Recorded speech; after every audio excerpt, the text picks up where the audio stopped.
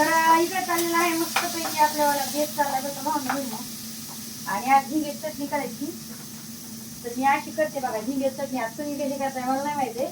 इकडे मी कांदा आणि टोमॅटो टाकायला दाखवा बाबू.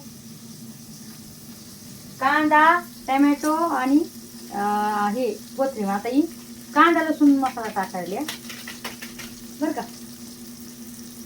आणि आता थोडी हळदी टाकते आणि थोडा आपला घरचा मसाला टाकते बरं का भावना. काळा मसाला थोडा, थोडी लाल मिरची थोडी टाकली, जास्त नाही टाकलं तिखट होऊन जाईल. टमाटर आपलं सॉरी मीठ पण टाकलेलं आहे. आणि आता मस्तपैकी आपल्याला परतून घेते. आता इकडे झिंगे मी आहे ना बघू शकता. झिंगे मी भाजून घेतलेले आहे. त्याच्यामध्ये पाणी टाकते.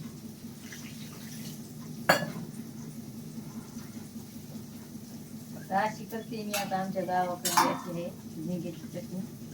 तुम्ही कशी करताय मला नक्कीच सांगा बरं का, कमेंट करून सही ना. आणि याच्यात थोडे पाणी टाकणार आहे, थोडं जास्त नाही.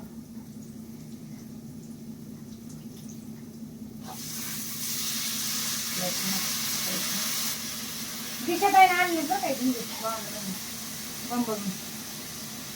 दिशा नाही आणले तुम्ही.